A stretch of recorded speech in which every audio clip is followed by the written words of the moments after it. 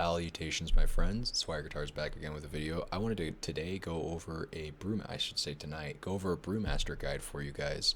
As you can see on Dota 2 Pro Tracker, you don't have to scroll too far down to see the heroes boasting a 55% win rate, played in the offlane. You can play him mid, especially in low MMR, and have a lot of success with them, by the way. I'll show you a little bit more proof. This is just from today. I think something really clicked for me today, and I started hitting some double downs, and I basically gained over 200 MMR in literally a span of about 5 hours. You can go check all of this out on my stream, by the way, at twitch.tv/wireguitar. Yeah, I want to get into basically a bit of a guide for how to play Brewmaster this patch. This is a Brew Formula. The Brew Formula, how to play Brew. So let's get into it. I'm going to give you guys a nice little template to work with. This is available in-game if you're, like, if you just like look up the wired guitars. So there you go. Twitch.tv/wireguitars Brew template by Prognosticate. It's, that'll change. Certainly it will. Anyways, yeah, so there's the guide. I guess I'll briefly break it down. If you just want to like completely shut your brain off and just like use this as your alt-tab template for how to play Brew, that's totally fine. You can actually just completely copy these items every single game and it'll work mostly up until about here where it gets situational. So breaking it down, I interchange some of these items sometimes. Like I'll start Fairy Fires against Witch Doctors because Fairy Fire is like a nice niche item to help against Malefice. I won't start Stick in lanes where it's like no spells are being cast whatsoever, and I'll go for a Gauntlet instead to get a quicker bracer. Some lanes I'll completely forego tangos for extra stats and then just get the tangos with my starting gold. Really doesn't matter too much. What matters the most as Brew is that you're walking into lane with regen and stats to last hit because you're a universal hero, and so you really benefit from stats. And that as your first few items that we purchase, we make sure we rush bracers. You really want two, but one is okay, and if you're not actually laning, one is ideal because ultimately if you're not laning, you don't get much value out of them. The idea behind two is that once you get two bracers, like very few heroes can really just mess around with you in lane, and you shrug off most harass. Plus these scale incredibly well into the mid and late game, as you know, the timer hits 25 minutes and the strength bonus doubles. The regen is very relevant throughout the entirety of the game. These are just incredibly stat efficient items. If you really don't need the other to kind of quickly speed you up to your radiance, you can skip the second bracer if the lane is just really like going totally fine, or if you're just not laning at all for whatever reason. Maybe you got kicked out of it and you have like nothing else to do. That's a real shame though. Like, you do not want to get kicked out of lane and Brew. So if it definitely invest in two bracers. Just start going two bracers most of your games. Like literally spam two bracers for like the first 20 games as you play Brew, and then start to see when you think you can like peel back a bracer as you own your lane hard enough. But we'll get into how you own your lane a bit. You definitely want to want on this hero. If you don't start Stick, that's fine. In some lanes, like I said, you know, you don't need Stick in every lane. There are definitely lanes like, there are heroes like, you know, Sniper, I guess, that doesn't really like cast spells pretty infrequently throughout the lane, like Enchantress or some crap. You know, there's a lot of heroes in the game that don't really like spam spells at you, I guess. Heroes that don't really necessitate Spectre. These heroes that don't really necessitate a Stick definitely don't start a Stick, but you want a Stick and eventually a wand on Brew for sure. This is an insane value item. It works differently on Brew than most other heroes because in Brew's Panda, his primal split form, you do get stick charges from nearby people casting spells, so it's super good. And then the tech choice that I'm making, that I was inspired to do this by a pro, his name's SabeRLight, you probably know him. We'll look at a VOD from SabeRLight's gameplay first. I'm going Arcane Boots, and I suggest you do the same. You're going Arcane Boots and you're maxing these two abilities out. You're completely skipping Drunken Brawler. If you go on Dota 2 Pro Tracker right now, actually, you will see that a lot of people are in fact maxing Drunken Brawler first, and I can demonstrate that right now. So as you can see here, we just scroll through. So this is just the pros that play Brewmaster. Most of them, they don't even actually upgrade their boots. They just stick brown, they go brown boots all the way until their radiance. And fair enough, in some of these games, it looks like it's kind of a stomp. Beginning there, he's got a 12-minute radiance. For some people, it works out. I prefer to go Arcanes so that I can max these two abilities and just nuke out the waves as much as possible. And again, we're going to look at a replay of how this is powerful. This is super powerful because you can push the creep waves without showing your hero for very long at all. This is just quickly farming creeps and then getting to your next farm quicker. So like, it's efficient, but then also it's safe because you're farming the creeps so quickly you barely show on the lane. So, you know, the amount of time that you have to show yourself to the enemy is less.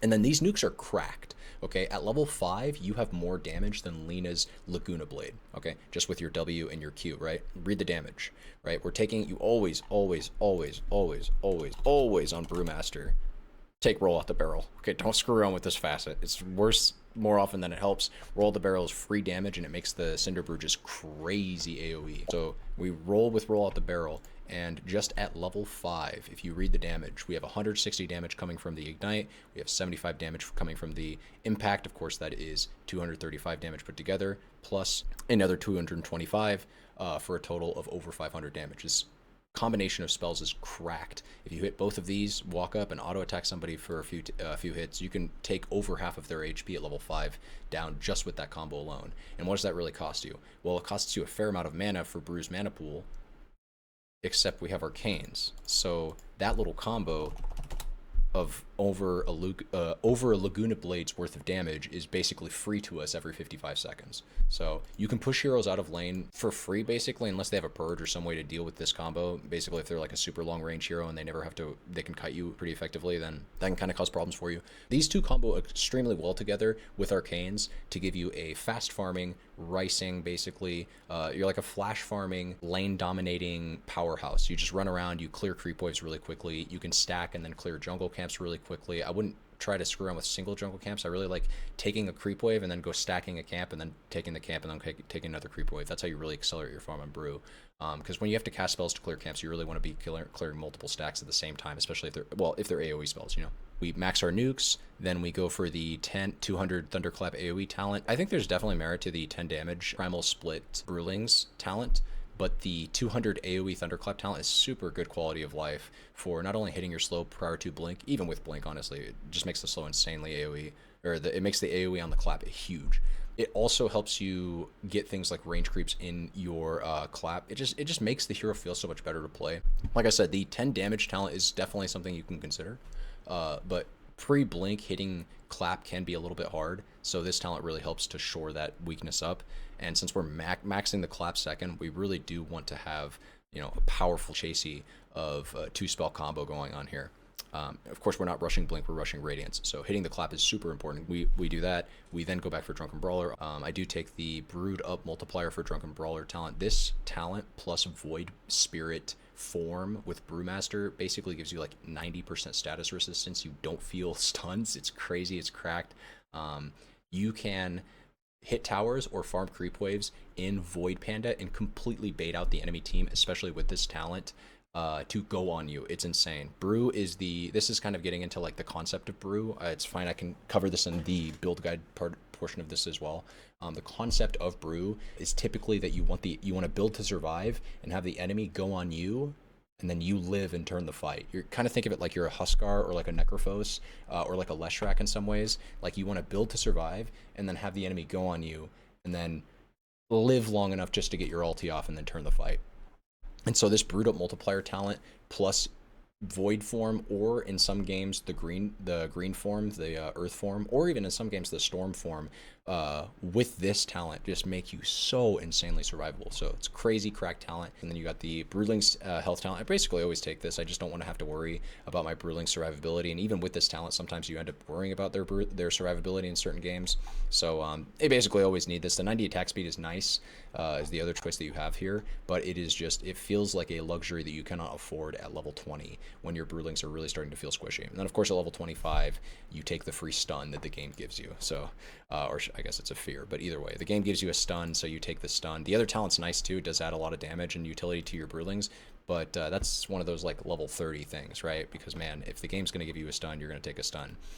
So yeah, that's kind of the general hero like template with respect to his core items and then his skill build. I'll quickly talk about situational items. So beyond Radiance, this isn't a situational item. And I say Ag Shard is like your first purchase after Radiance. I didn't really touch on that earlier, so I'll say that now. Yeah, so you rush a Radiance first after these early game essential items, or cheap, dirt cheap, efficient essential items. You get the Radiance, then you get the Shard immediately after, and then you have to make a choice as to whether or not you think you'll need a Blink. Are you the guys initiating on them ever? Like, is it ever are you ever finding yourself in situations where you need to be able to follow up with your team? Blink can be the right choice in a lot of games, can also be the wrong choice in a lot of games. And so I'd say there's definitely a thought process to be had here. This is probably the most complicated part of your build will be thinking about whether or not you need a blink. And then you can get into a whole host of situational items. I don't know why Greaves is on here twice, but you can turn your Greaves, your Arcanes into Greaves. Aeon Disc is a fantastic item on Brewmaster. Sometimes you need a BKB. Shivas is a fantastic item on Brewmaster. Refresher's Orb is a fantastic item on Brewmaster. Manta Style can situationally be really powerful. You are a Radiance hero. Assault Cuirass is I'd say pretty darn good, especially in the right game. I've noticed Shadow Fiend is really meta right now. Templar Assassin is really meta right now. Both those heroes subtract armor. This item also subtracts armor. You just got some nice synergy going on there where you can do like a crap ton of pure damage to people with all the minus armor. Upgrading your blink to an overwhelming blink if you have blink can be good. It just gives you a nice, like, you know, extra little bit of AoE. I really like overwhelming blink against zoo lineups, by the way. Overwhelming blink, you get a lot of strength, and then also all of your general AoE, and you just blow everything up in an area. And then if I'm not going Radiance for whatever reason, it's very, very rare that I let somebody else buy Radiance on my team, including over Lifestealers and other people. But I will say this, if for whatever reason you have somebody on your team that's griefing you super hard, they're saying, I'm buying a Radiance and I don't care if you buy it as well, and they're making it like, I mean, I personally would probably still buy Radiance because I don't necessarily think having 2 Radiance is terrible. But I will also say this, you can just buy a Vessel. It's not terrible either. Vessel used to be extremely strong on Brew. You'd go earn first, obviously, and you'd go earn early game. You'd probably do something like this. If I could, I can't drag it, I'm not in edit, but you'd probably have like a Bracer or 2, Wand, and then an Urn, and then maybe Arcanes, although I don't know. Maybe I'd go Phase Boots with Urn, I'm not entirely sure. But yeah, if you, for whatever reason, can't go the Radiance route, I did throw the Spirit Vessel route on here to show you as well that you do have a, although it is counterable with Purges, and Dispels, so it's something else to consider. Spirit Vessel is a lot of damage on Brewmaster because it does proc Cinder Brew. So you throw, the combo is you throw Cinder Brew on somebody, you Vessel them, then the Ignite immediately pops, they get slowed for like years, and then you walk up, clap them, and you start giving them the old slappy daps with your shovel. So yeah, of course you build an urn first, like I said. Octarine Core situationally, just a nice like utility item. You can like get rid of it makes the transition into BOTs easier, but more importantly, obviously that cooldown reduction just kind of makes you like always able to fight. And I wouldn't say more importantly, but I dare say equally as importantly, it makes you a really lame hero when it comes to ratting, because you suddenly have this like 60 to 70 second cooldown ability that lets you take like half of a tower's health down for free, in the form of your primal split, right? Your primal split gets reduced down to a very low cooldown, or, you know, a very, basically almost a minute cooldown. And with Octarine Core, you can start suiciding your green panda into towers with the shard. It lasts long enough where you can just send it solo up to a tower. It'll start tanking it, hit the tower, hit the tower, hit the tower a few times, and then run it into the enemy fountain so it dies, so that way you don't spawn on your green panda. Hopefully the enemy doesn't, you know, stun it up a bunch when you're trying to run it to the fountain. That's the only way they can do that, is if they have like a BKB boosting stun and they use it on your green panda when it's like, you know, 5 or 10 seconds before expiring. Octarine Core, nice to just kind of like help you get that off more frequently and not have as much downtime in between your ultis when you're trying to do cheesy shit like that. In the same vein, Refresh Orb, pretty damn good. Does cost a crap ton of mana though, and this is a serious consideration you have to make when you're buying this item. Also just gives you like no stats whatsoever. It's a, you know, it is just Refresher. It's always been this kind of item. So I mean, it lets you do a lot of really lame things, and I'd be lying to you if it isn't still broken on Brew, specifically just because of the way Primal Split with the shard works. Ags is also good on Brew. I just feel like the Ags got buffed even most recently. I need to play around more with Ags. I'm gonna say that. I don't have a negative or a positive opinion, or overwhelmingly positive opinion on the Ags. There can be some awkward moments where when you try to use the Ags on the Brew, I wanted to just bring up Brew, and then I wanted to go to Heroes to show you what the Ags did. So Ags gives you Primal Companion. It's an ability that you can use every 20 seconds unless it dies, and it's kind of has the Spirit Bearer like Lone Druid effect, where it's like every time it gets hit, you have to like wait 3 seconds before you call it back or resummon it. You can summon these things every 20 seconds unless it dies, in which case it goes on cooldown for 70 seconds. But they cost 50 mana to summon, and they're literally just the spirits from your ulti. They got buffed last patch to not have any movement or casting penalties from based on distance, which is insanely powerful. Okay, these things are insanely lame, especially like a Storm Panda that you just send into the enemy jungle is kind of like a Nyx Assassin, right? You can just like send it in there. It doesn't do as much damage. It doesn't do any damage as a Nyx Assassin, but it does basically present an invisible catch threat for you that has an insane amount of vision. that I didn't even mention like how powerful the sending the green panda down lanes to just hit towers by itself is. Of course, if you lose it, then you're going to be waiting 70 seconds to do that again. But you can do some lame things with that. Even like you can throw it in the tree. You can hit the tower and then try to juke in the tree line while you're using your main hero to resummon a primal split or primal companion. You can kind of do things like that. The main thing is I haven't played enough with the axe to really give a nice comprehensive opinion of it, so I'm not going to discredit it on the onset. I really think that the core items I'm suggesting here are totally serviceable. You should focus on this. You should especially just focus on these are the main things that I think a Brew offlane is really trying to get going for his game. Even you can cut out the blink. Just focus on these items right here. Shard, Radiance, and then these items and these items in the skill build. And you should do wonderful. I want to briefly go over both one of SabeRLight's games playing Brewmaster and then one of my games playing Brewmaster, and we'll do it on like ×4 XP because the overall game plan that is being deployed here is pretty static game to game. So I think getting into the meat potatoes of when he gets his core items and how he exploits them to maximize his farm, and then how I try to repeat that in my own game. I think that's like the meat and potatoes of this guide. That's what I really want you to focus on. The laning fundamentals, it's like Dota laning fundamentals with Brewmaster's spin on it. It's important, and we're going to go over it, but we're mostly going to be focusing on the mid game. So as we see, he comes in here with his magic wand, triple branch. The only reason he did this is because he's in against CM Clinks. Those heroes tend to spam you out rather with like tar bomb or sticky. I can't remember what the Clinks ability is that like replaced his old orb effect burning arrows, but it's like got a 7-second cooldown. He spams it, and then Crystal Maiden obviously spam spells. So he started the, I guess you'd call it like the value stat route with the wand, where you still get +6 stats and you complete your wand, just get your tangos as quickly as possible with your courier. And you can see, I'll highlight it again when they go for it. These kills are super easy to go for with Brew when you have 2 points. It's really just 2 points in your W and 1 point in your Q is enough to just make these dives happen. Check this stuff out. And I want to do a little, like, you know, play a little game with me, if you will. I want you to predict how many kills they get here, right? Just kind of looks like 2, right? You'd think it's only 2, but let's check this out. Let's watch this on 2x speed, and just also, you know, observe the pattern. Got a lot of clicking here, right? It's a lot of slowing, and then just auto attack and moving in between your auto attacks. Most of what Brew is doing early game, I dare say all throughout the game really, even with his pandas, is just that. You're just attack moving with your pandas after you slowed them or stunned them with your green panda. So there's 3 kills, and then hey, the carry Clinks is coming back in. Let's kill him again. So here, super tanky on Brew. Oh, we kind of look squishy. Oh, we're not, because we got Brewed up and we got all this evasion and the tower's tanking us, but no, it's not. Oh my god. And then, oh, Rubik, you want to die too, eh, Rubik? Oh, okay. So we're up to 4 kills now. We've killed the carry twice, the support twice, and we're gonna back off. Okay. So, oh,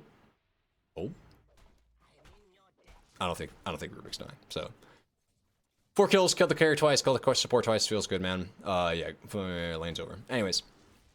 So from here, he's got his arcanes, he's got his one bracer, he has his wand, and Clinks is like thoroughly kind of checked out, not of the lanes, but more of like interacting with Brew and ever trying to use Tar Bomb on him. I think Clinks is from now on going to just leech experience and try to get out of the lane as quickly as possible. Rubik is pretty much staying up here to guarantee that that happens eventually, and we are just in a disaster of a situation for Radiant right now. And I mean, really, he's done absolutely nothing fancy on Brew so far. He's just pushed W, pushed Q, and used the hero's base tankiness that's provided to you just by virtue of playing Brew. He's not doing anything special. He's not like disjoining attacks with like phase shift or anything. He's just playing Brew and throwing his barrel out, getting a bunch of free stats. He's just diving towers and tanking them with complete ease. Controlling the lane. I dare say this is an easy lane, but Clinks is known for harassing. So I think Weaver, being his support, definitely contributes to the strength of this lane. Weaver is an incredibly strong support, and I would say Weaver, I want to think of like all the really powerful sports I can think of off the top of my head. I'd say Weaver, Lion Shadow Shaman, of course, and an Ancient Apparition, surprisingly. Heroes that have like long-range nukes that can proc or play with Cinderbrew are really nice. I've also noticed Willow can play really well with Brew, just because she's like a high damage. Hoodwinks, you know, those high damage 4s that like to go in and harass. Mirana's even, you don't necessarily set up for arrow, but you do pound the crap out of people, and Mirana pounds the crap out of people. And so you guys can do that together. It's really just like range supports that like to mess with people, you know? The mages of the world, they really like to play with Brew. You are like a quintessential melee hero, but without a stun, but you make up for it in ways where you have like a 9-second slow and you're super tanky. And yeah, we're kind of seeing right now, so he's pulling the creep wave out of tower, and he's pushing it with the cart, but and he's going to get a nice little CM snag here. But after the tower dies and he's sitting at 8-0, you know, pre 10 minutes with 5,000 net worth, probably 500 GPM, as he dives the Clinks' tier 2 and barely kills him and gets out with Storm Panda and just the Storm Panda. We see here that, you know, he's obviously having a fantastic game, getting a lot of free kills, I guess you could say, in a, what, I think this is a 10,000 MMR average game. So if he can get a bunch of free kills and get super fed in a 10k average MMR game, you can certainly do this in your pubs. But again, the main thing isn't even the kills. The main thing here is just how he's rotating from camp to lane and occasionally dragging. We haven't seen him do it so much outside of the early game, but dragging creep waves into camps to farm them both at the same time with your nukes. Super, super important. Notice he farms on Fire Panda. That can be scary, especially when you're this far out, but it does give you a little bit of extra attack speed and crit, so you technically do push it faster if you're not trying to spend your mana. That can be an option.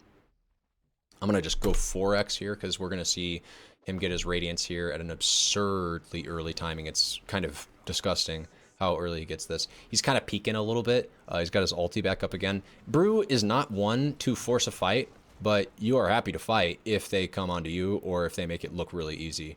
But you are content with just hitting creeps because you hit them so fast. And it's not even like you hit them, it's more like you nuke them.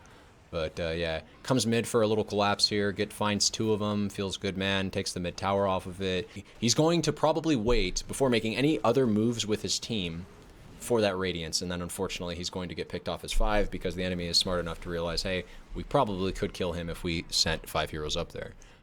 So they get his gold spree, goes back out, straight back to farming. Sometimes you die like that as Brew, where you're just out pushing a lane, and they send 4 or 5. They need to send 2 usually. If you're so underfarmed that they only send 1 hero, you've done something wrong. You're kind of a raid boss when you're doing this. Like if you are split pushing this far up, you do, like, look, he's trying to dive tier 1s. Like he's playing like a psycho right now. Knowing that, given that he's the most farmed hero on the map, they would need to send 4 and commit something like Black Hole to do it. Sometimes that can just be okay, right? Sometimes you die twice like that in the span of 2 minutes, and you're still top net worth. Not just because you're 8-2, but because you're farming like a maniac. Look at this. Look at how he shreds the waves with Radiance. Absolutely destroys them. That's like 400 gold he just made in half of a minute. Here's a Rubik. Run into him. Teamfight execution, I guess, with Radiance. Let's check this out. It's just walking them down. You're kind of not, like, they're not, when you hit your Radiance timing, especially at 16 minutes, the enemy team is not going to want to run into you, probably, unless they have like a really good reason. Like, unless they are so fed, basically you'd have to be having that good of a game. And I can only imagine the enemy team is not having a great game if you are having such a good game that you're getting like a 12 or 13 minute Radiance. But if you're getting a 13-minute Radiance and somebody is actually able to stand toe to toe with you, it is because they are so outrageously fed, and that they can probably burst you with spell damage. They're not usually clicking you and killing you that quickly. They're probably killing you with a metric crap ton of spell damage, nuking you down basically from 100 to 0 in the duration of stuns and silences. Those are like the conditions for killing you when you are having an all-right game on Brew, if you're not getting focused by 5. So it's either all 5 of them focus on you, it's one of them that super fed focuses on you and is able to somehow kill you and, you know, take out your entire health pool in the duration of the time that it takes you to just get your ulti off, or you're gonna wreak havoc like he's doing this game. So he has been passed by this tiny in net worth, unfortunately, I suppose. But I don't think he really cares, given that a fair number of his deaths were, you know, abundantly clearly made to be space creation deaths. I don't think you can deny anything about that when they send 4 heroes bottom and use Black Hole to kill you when you're outside of their tier 1 tower. Well, you definitely made space, if nothing else, right? As he goes back to the bottom, basically his team's dead lane, if you see where his team is playing and kind of apply the general rule as we understand the dead lane concept more or less to imply with respect to how it works. You know, it's kind of the side of the map that the enemy team is allowed to play on that you're willing to give to the enemy team in order to extract more resources overall from the entire map by having your cores join together and farm in similar lanes or around similar areas, so they're always able to protect each other. Here they're gonna solo him, but it just doesn't matter, right? And he actually was in Wind Panda when he got hold there, just showing that like he didn't even need any kind of obviously Void Panda doesn't help at all against Black Hole, because Black Hole, like Chronosphere, you can't use status resistance against those things. You can't actually do anything with armor or magic resistance either, so because that Black Hole is pure damage. So I guess in some ways you could argue Enigma's initiation is significantly better against Brewmaster than most. I'll give him that. Putting his farm at a priority. He's making sure that he's playing these side lanes, he's playing these gates, he's going to and from, he's able to push the lanes, he's able to secure Roche or just control it with his team. You know, these are all the kind of the general core concepts of Brew, including Roche. Actually, you are a contributor to Roche. You do a fair amount of right-click damage, you also slow its attack speed, and on top of all of that, you can tank it quite well. If you're not so concerned with doing a crap ton of damage, you can just go to Wind Form and take very little damage from it most of the time, so long as, provided you have the mana for it. So as you see, they make this rather risky dive here on their bottom tier 2. One really nice thing about the shard is that it lets you choose when you want to leave your panda form. That effect is very powerful, and even though you can no longer choose which panda you want to go to, which is a shame, it's still basically broken. You know, like you just got pandas on the high ground and you won the game. Brew is no longer that hero, and well, for better or for worse, for sure. But no, so he's, you know, not going the refresher route. He's going to opt for the Octarine this game, and he sees his team feeding there. He sees that as a perfect opportunity to swing mid and, you know, grab mid wave real quick. You don't have to show for too long, even if there's a Spirit Breaker in the game. If he charges you, like, does he even have enough time? Did you see how quickly he... I want to show you how quickly he cleared that creep wave real quick, right? Let's see how much of the enemy's vision was shown. So we see Brew for all of about 1-2 seconds, maybe 1 or 2 seconds at most, and he cleared the entire creep wave with literally no creeps surviving with 1 HP left over. It's pretty efficient if you ask me. And so he can just abuse this trick to, yeah, stay on par in farm and net worth with their carry, and that's literally no exaggeration. That Clinks is their position 1, as we saw earlier, and Brew is tied with that Clinks. Now of course Clinks had a hard early game because of Brew, but it just goes to show that having this active playstyle of, you know, I shouldn't even call it an active playstyle, because it's just more like he's rotated when it's made sense. He fought when it made sense, and he farmed when it made sense, you know? Fought around his timings, fought around his radiance, farmed around his radiance, built up when it was super close, when it was kind of like, hey, let's just go wait for this only takes 200 gold. He wasn't so unreasonable as to assume that like he needed every and all resources from his team. He's even turning his radiance off while they're smoking. I like that. Here he gets picked off in a black hole. They actually 4-man hole. Sorry, well, yeah, I guess they kind of technically 4-man hole his panda's spirits, if you want to call them men. And they lost the fight. And this will happen sometimes this Brew, where you didn't get your ulti off, and I guess thankfully you will still have your ulti in the next fight, should one happen soon. And you probably should call. If a fight happened and you didn't get your ulti off, you should feel thrilled or like enamored to go fight again, even if it's just to go get a solo kill on someone. Even like you want to go put that ulti on cooldown because everybody else's ulti is on cooldown. They've effectively gotten value out of their ability where you haven't. It's not necessarily, that's not like a hard and fast rule. I'm just simply pointing out, you just lost a team fight. That is not a time to get demotivated, because oftentimes when you lose a team fight, your enemy gets careless. That's all I'm trying to say about that. Finishing out the rest of this replay, I just want to again highlight that he puts such a huge priority on his farm that it's something that you really need to focus on if you're going to try to emulate this play. I don't think that Brew is as good of a hero, even like 50% as good of a hero, if he's not able to consistently find himself in like top 3, top 4 net worth. He just farms so well, and it's like a shame if you're not able to tap into that potential and take advantage of it. So notice how much he's fighting in between, how much he's farming in between these fights, and how willing he is to basically make a TP onto a side of the map like this in this instance, just to go clear a creep wave. Not only because map control is important, but because he is the hero to do it. He is that hero that can just go clear a creep wave almost instantaneously. It's for this reason, actually, that BOTs are a pretty darn good consideration on your hero, because of your ability to quickly push creep waves and assist your team accordingly. You can kind of think of yourself in some ways as a QoP in that respect. You don't have as much mobility, but you certainly have as much creep clearing potential. I want to see if I can't break down at least one more team fight for you guys, see kind of what he's doing within a lot of the minutia. If he's using the Void Panda especially, I want to highlight that, because the Void Panda is a pretty powerful little dude that does give you the ability to displace movement. So let's see here. We've probably got the inklings of a fight going on here. I'll slow it down to 1.5x. Let's kind of see what he's doing. He's posturing with his Weaver. He's got his Muerta hitting the tower. They've got Aegis. He had Cheese. I think he gave it to somebody else. Then he gets gone on. Notice, with the green panned up, he's very, very tanky. They basically have to solo hole, use all of Klinks' abilities, and Tiny has to go in on him just to bring him down. It is unfortunate that he dies here, by the way. Make no mistake. That's not a good death. He did not mean to die there, and the fact that his team cleaned up here afterwards is not something he's happy about, because it means that he doesn't get to do it, right? He doesn't need his team, or he shouldn't need his team. He should have died there. Yeah, it's good that his team can pick up the slack here. And honestly, if the enemy team is willing to like solo dedicate Chronos and Black Holes to you, you know, it's like, come on, guys. What the heck? But at the end of the day, Brew is that kind of hero that can really 1v9 and take the enemy and his team and throw them in the trash can and say, I get to do what I want, okay? If my team's griefing me, I still get to win the game. If the enemy team is really good, I still get to win the game. Brew's that kind of hero that you just solo carry a game on, and the way you do that is by making sure that every team fight, without exception, you can get your ulti off and like go kill supports. If you can just do that, and your team fight execution, if it's that simplistic and formulaic, where every single team fight, you're making it a priority that when you pop your ulti, first of all, you're not popping your ulti so late that you're like baiting yourself and killing yourself more often than not.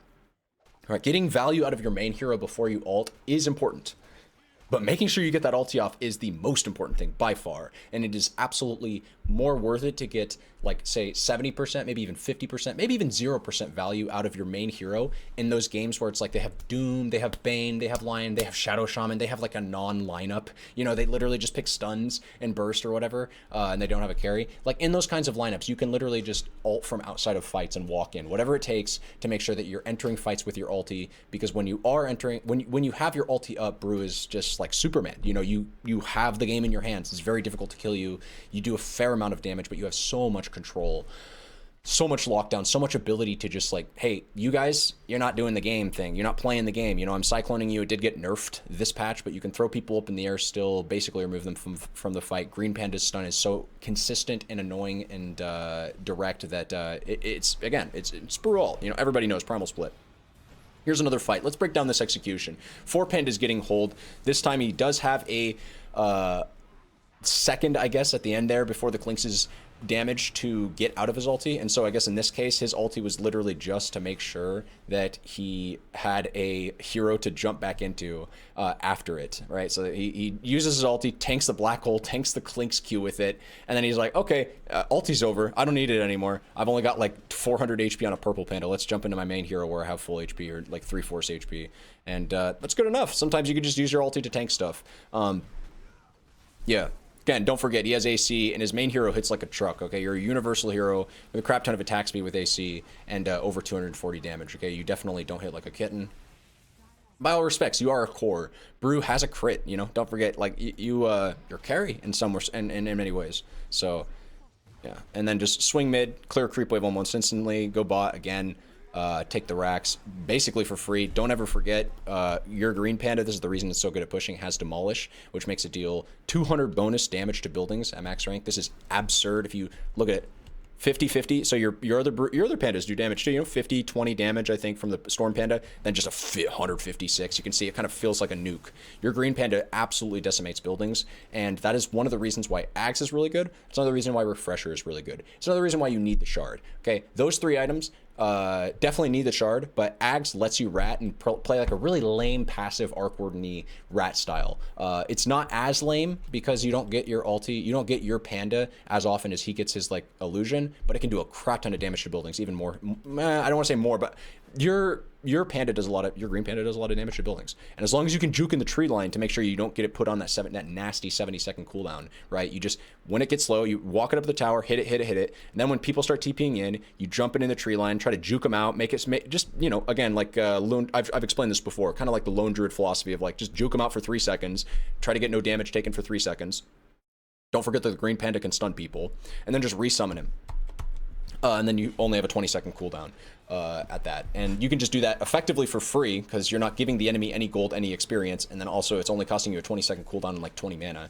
It's nothing, and you're getting a lot of tower damage, and yeah, here he's gonna die. This is kind of interesting. I want to actually scroll back here. These are just brew problems, but actually I think he could have lived here if he was like 100% great. So the goated decision, in my opinion, is to actually do a delta split here, where if he was super like six head, giga brain, massive 250 IQ, tapping into like human bounds of intelligence that nobody's ever done before. He would, with all of these brews on a separate hotkey, he would tap into his inner StarCraft 2 player and hit 4, this is my hotkeys, I'm translating now for my hotkeys. He'd hit 2 up, 4 right, 5 down, and then 6, like, I don't know, left. And then he'd have a delta split of his Green Panda going up, his Void Panda going to the right, his, I need to also, when he hits 5, he would hit E so that his Wind Walk, and you notice he did do the Wind Walk for his Blue Panda, but he would split all of them up in different directions, and it's just, like, so freaking annoying for the enemy team to have to deal with that. You can do it. Obviously here, he does get, oh man, what's the, he gets Glipnir'd, but you can purge that with the Storm Panda. Obviously, when it's in Wind Walk, you lose the move speed, but as you can see, they did have vision of the Storm Panda. That's the main thing. If you can get the Storm Panda out, and it's usually pretty easy to get it out because it moves so quickly and it's invisible, you're going to be fine. You can suicide the Green Panda pretty easily, and the Storm Panda has second in line priority for you to transport back to after the Green Panda if the Green Panda dies. Another thing to highlight, Brew is an amazing gem carrier. You're like, I mean, I don't want to say the best, but because Dota's a complex game, whatever, but you are absolutely one of the best, like in contention with one of the best gem carriers in the game. Absolutely, like, command your team if they're buying gems to give them to you, or really, again, the alpha decision, take things into your own hands, just buy your own gem. You're making so much gold, buy your own gem if you are in any way, shape, or form having issues with, especially supports with Glimmer Capes, okay? Supports with Glimmer Capes, you can dispel it, of course, with your Storm Panda, right? Your Storm Panda has a dispel on it too. You are really, really good against support kill. Like, I cannot stress enough, all of the items that supports buy get like completely hard countered by Purge, like Ghost Scepter, Glimmer Cape, right?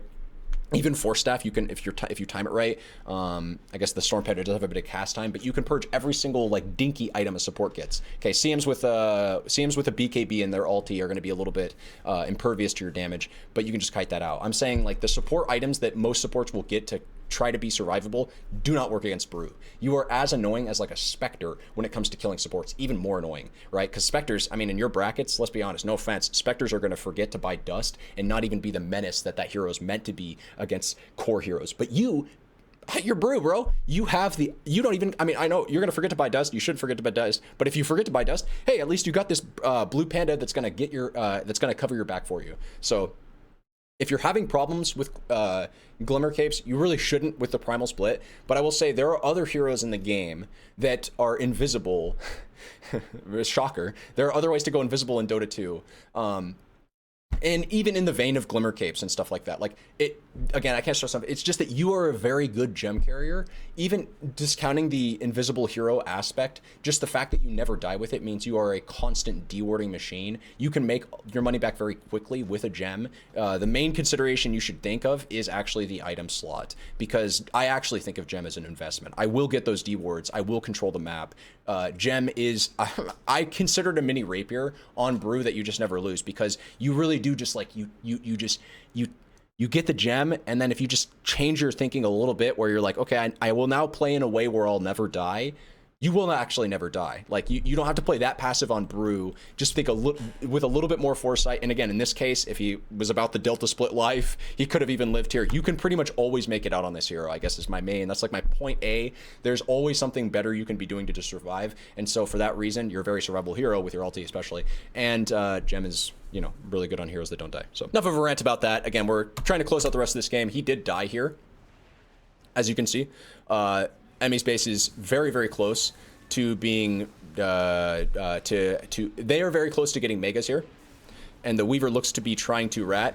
And as you can see, they actually lost the game. So, and I saw this on stream, and I thought this was a really funny replay to look at, where he, in my opinion, executed most, if not all, of the fundamentals of Brew extremely well, and basically just like really took control of this game until the last little bit of time here, where unfortunately, I'm not going to say he threw by any means, because it was, you know, Dota's a team game, it's a team effort. There's very rarely a game where you'll have literally one person be the sole reason you lose anything. But he was certainly mad at his team on stream. Guys, we don't have glyph. We need to def. No fucking way we lose, right?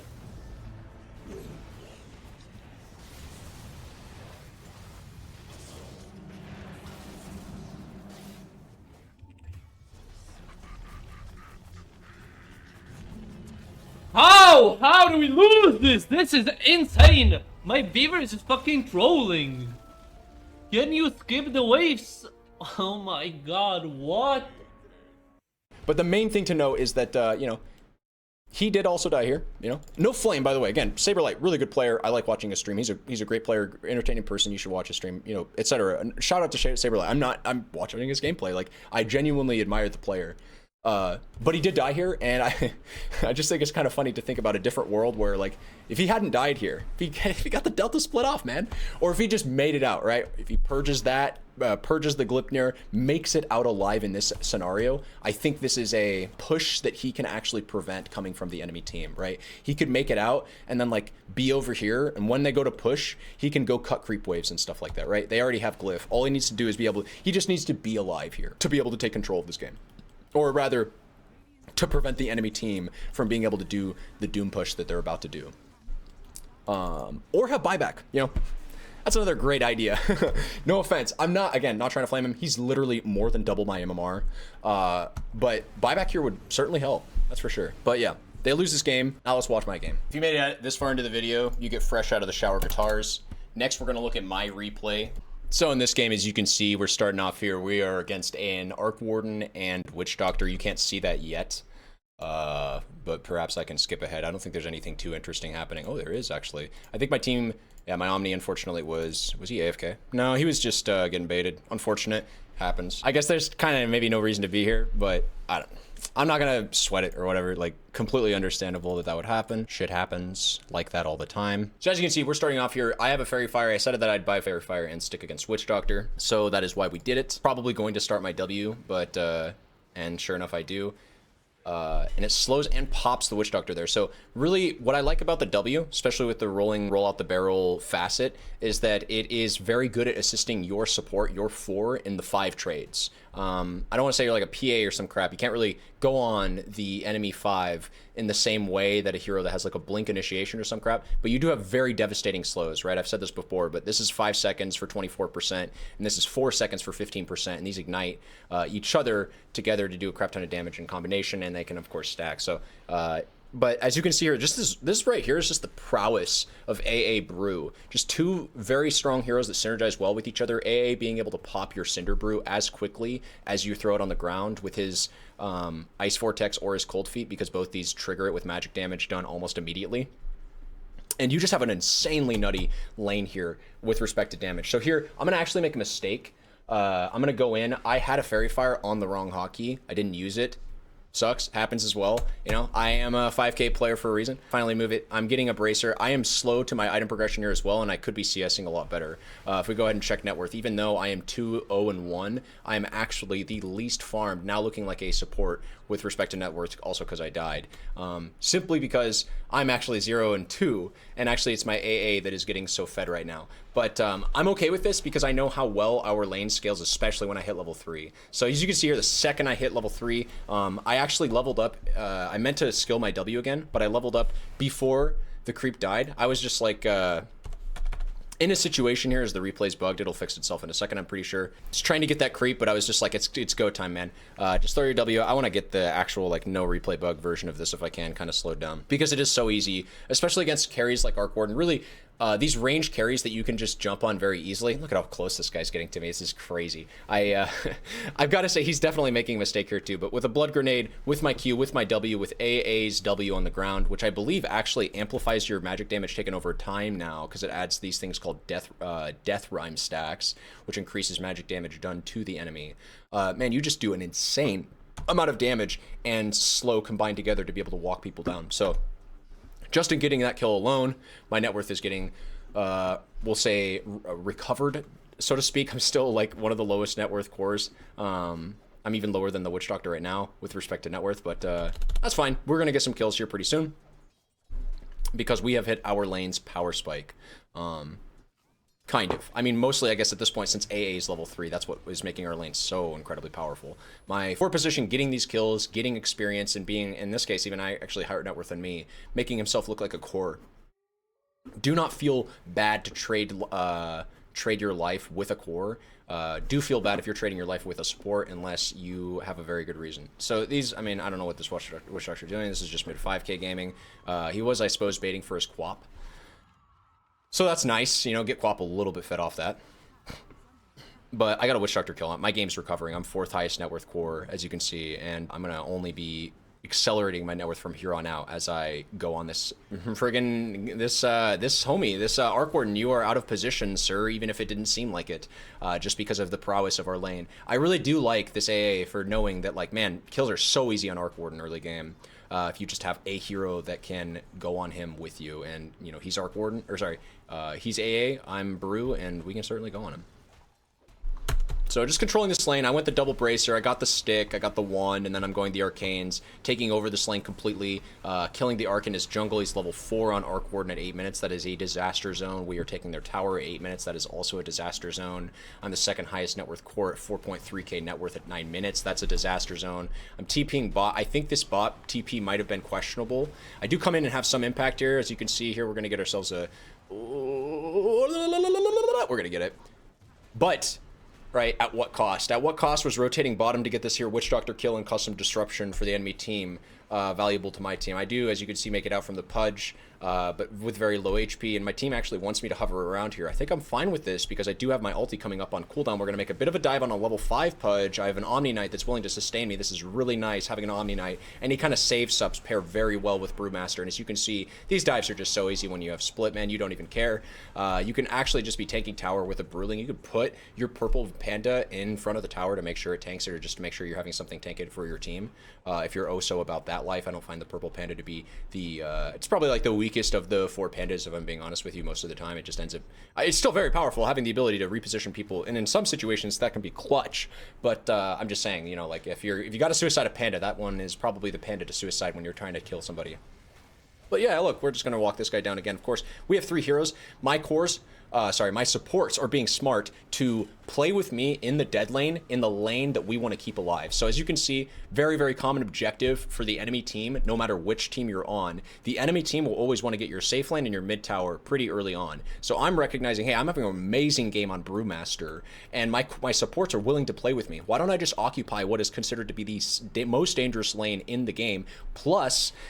doubling that because I took their tower. So I took their tower, opened up this side of the map for my Lycan to be able to farm basically the entire jungle and even dip back into his Ancients if he ever gets afraid very easily. So Lycan's going to have a very, very free game. And that's just assuming he wasn't already having a pretty free game, right? As you can see, 48 CS at 10 minutes, 11 minutes is very questionable. So giving this guy space to be able to rekindle his farm is amazing for our team. But it doesn't even necessarily matter that that's happening if I'm getting kills, right? If I'm going to just get fed, I'm just going to carry this game by myself. So I'm going to bring 4 heroes bottom. I'm going to get a kill on a support. My 2 subs are going to die in response, but I'm still getting fed, and my team has infinite space to do whatever they want on the map, right? Lena, as you can see, 1,500 net worth behind Quap. She's recovering. And actually, I shouldn't even say recovering so much as Quap is just having a really good game. As you can see, Lena Lena died once, I believe, to a rotation, but she's keeping her farm up really, really well.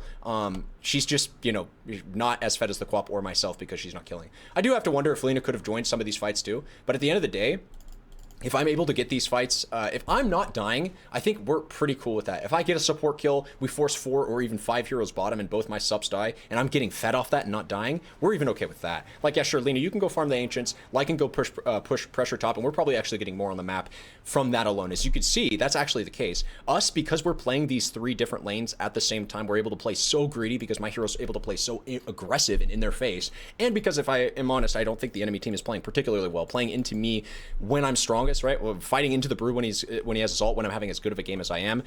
They should know this is a recipe for disaster. I have a GA, I've got AA, I've got so much damage behind me, I've got so much utility and survivability behind me. I actually just think that the enemy team should be doing things like this, like going and killing my Lycan. And this is really good actually by them. They killed him, they shut him down 400 net worth, they just got their Quap even further and further farmed. That's what I think they should be doing, but unfortunately they weren't able to do a lot of that. And yeah, I'm on track to get a 15-minute radiance, maybe even a 14-minute radiance this game. We're going to rotate mid. This is a stupid rotation because I can't do anything here to Quap ever, right? I'm just wasting my time. So this is a complete and total mistake from me. If I wanted to go farm a jungle, that'd be better. I'm probably not even going to push this tower, so just complete waste. I will actually be able to control a rune, so that's at least one fortunate thing that came from me rotating mid. But as you can see now that my Lycan's looking at top and he's like, hey, I really want this lane, I am actually going to give that to him. I'm starting to kind of like go back and forth on that. I don't necessarily think that it is always correct for the offlaner to just like completely shit on his game and not prioritize his farm, especially if you're not really confident in your other cores to be able to carry the game and you're playing a hero that can carry a game like Brew. You can take the safe farm and like not be griefing your team for it, right? Because you're going to carry the game. Just mute him if they're going to complain about that. But the thing is, I do feel safe being here. I don't mind giving them those resources, right? I don't mind, especially like Lena's just farming our safe lane jungle. Like I don't mind her being able to just take this and then pushing out mid. I don't mind Lycan being able to occupy this. I don't mind not having access to Ancients. I don't mind not having access to as much of the jungle as I want, because the important thing is I'm keeping alive a very, very important objective with respect to map control, right? I'm basically occupying a very annoying part of the map for the enemy because they kind of need to be able to take these 2 towers to do anything, right? To just make anything happen. If they want to go on our Lycan top, they can do it when he's super far out. But if our Lycan is like back here, they can't do anything, right? Because this tower and this tower make it so difficult for them to get into here. And likewise, right? If this tower's up and this tower's up, how do you ever go in here? Right? It's pretty big. I'll give you that. You can smoke in here and like, it's not like these towers defend you. But man, the mid tower, you've probably heard it said before how important the mid tower is with respect to map control, and that is absolutely no joke. The fact that I'm able to occupy these awkward spaces, make it difficult for them to farm, is just so much to our benefit as a team. And as you can see here, a really good ward from our team that isn't showing, or is showing actually, is going to get us a double kill here. We're just going to run at heroes. I have my ulti. I don't actually care. I see an invoker that I'll go on. He is probably maybe not worth my ulti, but I'm going to do it anyways just to make sure like I'm still killing people. I'm keeping my net worth up. I mean, at the end of the day, you're keeping your net worth up. You're getting kills. You're getting fed. It's got to be worth it, right? Quap's going to make a really intelligent play, and I mean, I don't know. This Quap was playing on point, I've got to say. I've got to commend her for at least one thing. She was making the right moves to make if she wanted to win this game. With respect to macro, she was good about like cutting creep waves and being in the spots where she needed to be to get kills. And as you can see here, you know, she's good about making sure that she gets out and takes objectives at the same time. We're taking their tier 2. Meanwhile, this is kind of like all you can do situation for Quap, where it's like, I'll just push, if they're going to death ball, I'll try to push side lanes and get out before they gank me. As a Brew, I don't have a Basher. I don't have like an Orchid. I'm just going to, the only thing I can really do, realistically speaking, is run people down. And it's just not good enough when it comes to Quap, a hero that has a 4-second cooldown on Blink. Or 6 seconds, whatever it is. But it is going to be good enough to just walk in here. So especially, again, I want to stress, I have an Omni Knight, okay? I can do this stupid shit without my ulti because I have a save sub.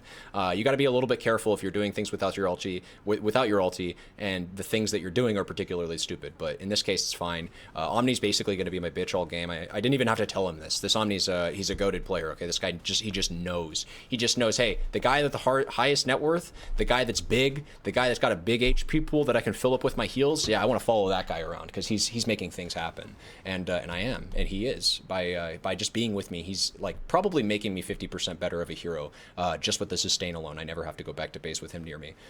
It's incredible, actually. You're gonna see there's some pretty clutch moments that come up here with this Omni Knight that made me think to myself, man, I like, okay, watch this. So they hook me, and this is Brew things. So nice, you guys hooked me. I'm gonna go ahead and get a kill and run away. And then Omni Knight's going to keep my green panda alive there. That's just, I mean, you just love that, right? When the Pudge is in the Pudge spot, they're losing the game, but Pudge gets the chance to come back here more than any other hero because of how broken Hook is in these situations. Except for when you hook a Brew and he just gets his ulti off anyways and then is able to kill your support and get out alive. That's always fun, right? So thanks for the hook. Appreciate that. I'll go ahead and get a kill and walk away. Kind of got lucky. They definitely did not want to fight there, though, because we did have our Omni there to save me. There's probably pretty much no chance I don't at least get my ulti off, even if it involves my team having to dive with me. Anyways, again, trying to demonstrate that, not trying to demonstrate that so much. I didn't have the idea in mind that, like, I was going to be playing this game for a replay analysis, but really just trying to play a macro-style Brood with this Radiance where, like, I'm not afraid to push top, then take the gate, come back down, help my team with objectives. This is kind of a, I don't think this is a 100% correct decision by us. We decided to solo Roche. I didn't want to solo Roche. I told my team, I was like, hey guys, we should take Roche. And then I guess my team had it on this idea that when I said we, I just meant Omni Knight and me. And I was telling them repeatedly, I was like, can Lycan come over? Can Lina come over? Like, this takes so long for us to take. And it uses, like, resources. You know, like, Omni doesn't have mana. He's using GA charges. Like, I don't think this is smart by us. I'm getting low HP. This is just dumb. Like, not how you take Roche, and then I'm getting Aegis, even though we should definitely be giving this to Lina, because it's not like I ever die with Aegis. But the thing is, like, if you have Aegis, you can do stupid things with it. So, of course, I'm going to find a way to try to use it, or I'm going to try to find a way to use it, for Christ's sake. Here I had it on the, I had this idea that Quap was going to try to skip creep wave, so I decided to walk this creep wave down while my team was walking this creep wave down. Turns out they actually just decided to back off, or should I say at least Lycan decided to back off. Lina looks like, I think she got, whoa, what happened here? How did Lina die? Last thing I saw her doing was kill Quap. And I guess she must have bots back top to go kill Arc Warden. Ooh. Ooh, okay. Well, she got it. I mean, she probably made more gold. It's hard to say. How much? I don't know. This is not something I want to focus on too much. Just because she's highest net worth, I bet she fed more. But she got the illusion kill too, which gives you a lot of gold.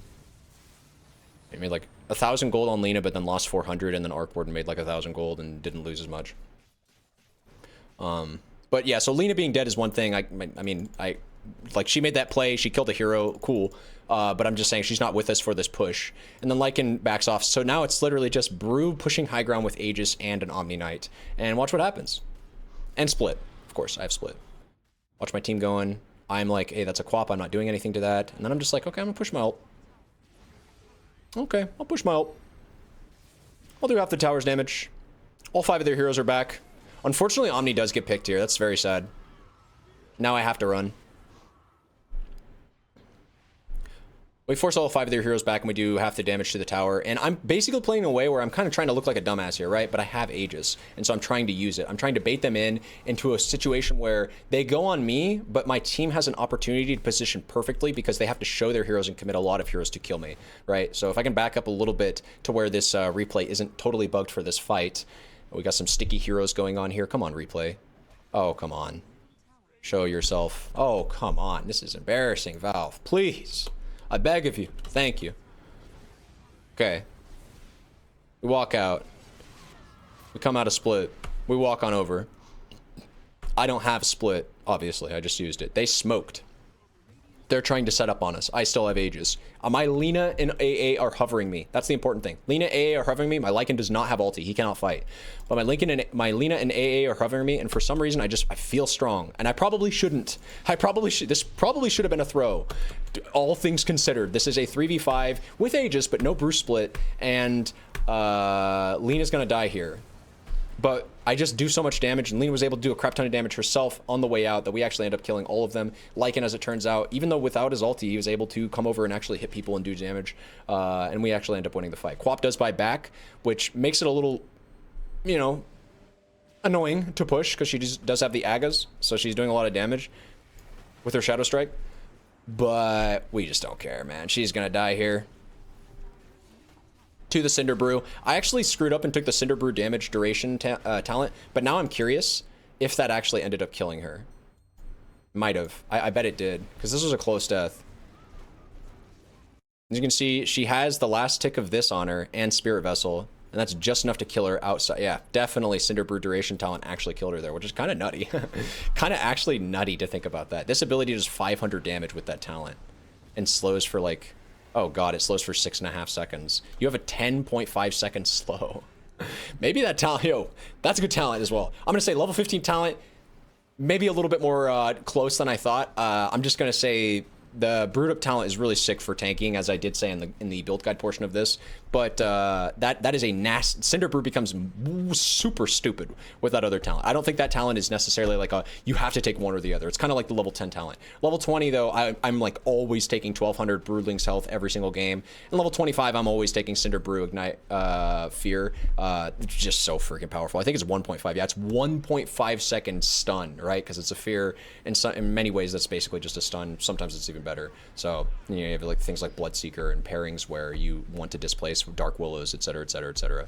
So we're just closing out this game. Really free, breezy execution. This was like very low stress, low 6K average game. Felt very good to play. Felt very confident coming into this game as well. I don't know. I just and then we have a Lena DC, and I'm sitting here saying that this was like a low stress, but I did pause for my Lena after we secured Megas, because I remember telling them, and you can see this at the very end of the stream VOD if you check yesterday's stream VOD, that I was like, hey guys, you know, Lena did disconnect. Let's just make sure 100% that we don't throw the game because we don't have our Lena here. She ends up actually reconnecting and then still walking back, which is kind of weird because Lycan goes down and I actually die here too, I think. No, I just barely dodged the hook. So that was kind of funny. You know, I don't think that we're in any threat whatsoever for this game, but it does mean that the game has to last now an extra like 3 minutes that it shouldn't have to, and I am going to hit my grave that much sooner when my time comes for the Grim Reaper to take me. I'm just kidding. That's not how time works. It's not like I lost time. It's like time was wasted. But anyways, I tipped the Quap at the end because she did play well, and then I guess that's it. That's a very formulaic brew game. There's really not too much to focus on outside of just early laning, recognizing, let me go to hero perspective, recognizing, really just making sure that you have a solid lane. This hero is a good laner when he has support, when he has real support. When he has a good 4, he is a good 3. When he has a bad 4, he kind of reflects his 4 in a lot of ways, right? If you have a good 4 that you can synergize with and dominate the lane with, he will look like a dominant offlaner who can actually challenge the lane. If you have some crap that is like some Wraith King 4 that's like not even like leveling stun or some shit, you're not going to have a good lane at all, and this hero is going to feel like shit. So playing with your 4, using your W to win the 4v5 trades, the position 4 versus the position 5 trades, using your W to sort of turn the tide on that, and speeding up with your Wind Panda to try to make the distance there quicker, right? Really helps you to turn the edge and make sure that your support and you can dominate the lane. And yeah, build double bracer. This really, I want to keep it kind of like simple here, right? We're not doing anything too fancy. Auto attack move. Use your W and your Q. Don't use your Q and then use your W. Use your W and then use your Q. Again, I'm assuming you at least know the very bare basics of the hero. My guide is not oriented towards like teaching you what the individual spells do. More so, I'm trying to tell you how to use them, and rather what you should be doing in the game. Where it's just like very simple laning fundamentals. Keep the lane near your tower. In this instance, we're gonna hit a power spike at level 3, so we're happy to farm under tower. Try to get our levels up. We got a halfway to our level 3. They denied a full wave, but then we're going to get to farm their entire easy camp almost. I do feed to the Quap because she decides to rotate up top at 3 freaking minutes. That's fine though, because when we come back, the lane's near a tower, we get a kill on the Arc Warden, and we're chilling. We're big chilling, actually. Super huge chilling. Find a die there, get my full health, go back to base, come back up. Quap's still staying top. That's space. Diving Arc Warden again because that hero's just so goddamn easy to kill. He's got no escape. He's 285 move speed, and he's basically just a walking ranged creep in the early game. We see Witchdoctor rotating over. We're gonna assist our AA for this. That's a kill. We're low on mana. We've got our Arcane Boots coming. Arcane Boots are really good with your 4 because when you get your Arcane Boots, like right. Well, I guess I just got hit with Arcane Boots right there. You can hit your, well, if your support isn't dead, you can hit them with the Arcane Boots too, and then they can harass more too. It's a really kind of abusive, like disgusting sort of thing, like timber saws. Do you ever play against timber saws off lane? Timber saws, especially when they'd go mana boots, would become really, really annoying. Basically unkillable at level 3 and very dangerous at like level 4 and 5, and especially at level 6, because their 4 has just got all this mana. Their 4 has all their resources. He's timber saw, very unkillable hero that's just constantly running at you, doing pure damage. Yeah, it's somewhat of a similar phenomenon going on here, except when it comes to team fighting, I feel like Brew offers a lot more control, a little bit less damage, but a lot more like stability, like consistency. Like you don't have to worry about how good the Brew's game is doing for him to do a lot in a team fight. But a Timber can end up feeling really lackluster if he's not doing damage, because that's kind of all the hero really provides. Brew, it's like you get to do damage, but you also get to have a lot of control and basically justify your pick in any game. As long as the hero is strong like he is right now. So definitely recommend you spamming him in your games. Again, this part of the game is, I dare say, I don't want to say, the game's not over, it's 12 minutes in, but there's nothing really complicated about this. We've got double bracer, we're playing in the dead lane, we're maxing our nukes, and we're making sure that when the enemy goes on us, I actually took 2 points on my E here, but I meant to, I definitely mean to be maxing my Q here. I think the instances where I took points on my E were situations where I was trying to get a kill and my Q was on cooldown. I remember that happened at the very beginning of the game. I pointed that out earlier. That in situations where my Q is on cooldown, it's early game, I need like something. I just leveled up. I need to get some kind of even small power spike. I'll level up my E, get a little bit more move speed, get a higher, get more crit damage or something, get a better slow, like whatever. Just give me a little bit of power boost. That's what leveling your E can do. Sometimes early game can help you get a kill that you didn't otherwise. But yeah, definitely want to max your Q and just farm the dead lane, farm the aggressive parts of the map where you, you know, have a risk of dying, but you're not, it's definitely not guaranteed if your supports are playing with you. You can often just make really good team fights happen in those instances. And the main thing is that you are still farming, again, prioritize your farm, but that you're able to like find farm and make a lot of space for your team. That's how you play a really efficacious offlane Brew. And then the carry style of Brew, where maybe you go offlane, but you want to carry the game, is where you're more oriented towards taking, well, not taking intentionally, like you will not intentionally want to take your team's farm, but you'll not feel so bad if you are not farming the offlane because you feel, or the dead lane, I should say. Maybe it's like 10 minutes in and you're scared to approach the dead lane. Well, maybe you don't feel so bad about like farming out mid lane or going into the jungle on the carry side because you're like, hey man, like I'm having a good game and I can't find a place to farm because the enemy's like literally making it impossible. Yeah.